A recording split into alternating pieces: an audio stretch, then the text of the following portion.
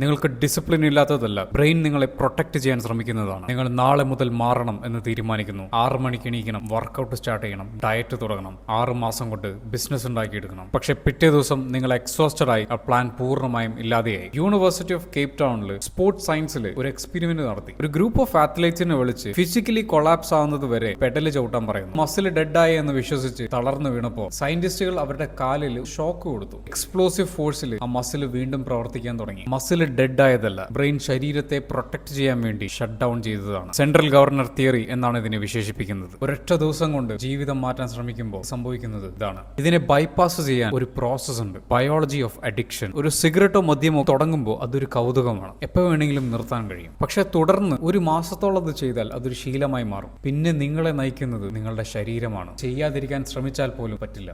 ഇതിനെ ന്യൂറോപ്ലാസ്റ്റിസിറ്റി എന്നാണ് പറയുക. ഇതേ ബയോളജി നിങ്ങളുടെ ലക്ഷ്യത്തിന് വേണ്ടി പ്രവർത്തിക്കാം. നിങ്ങൾ ചെയ്യാൻ ഉദ്ദേശിച്ച കാര്യം ചെറിയ രീതിയിൽ തുടങ്ങി അതൊരു ശീലമാക്കി മാറ്റുക എന്നതാണ്. പിന്നെ നിങ്ങളുടെ ശരീരം നിങ്ങളെ നയിക്കും. ഒരു എംപയർ പടുത്തുയർത്താൻ പ്രാപ്തനായ നിങ്ങളുടെ സുഹൃത്തിന് ഇത് അയച്ചു കൊടുക്കുക.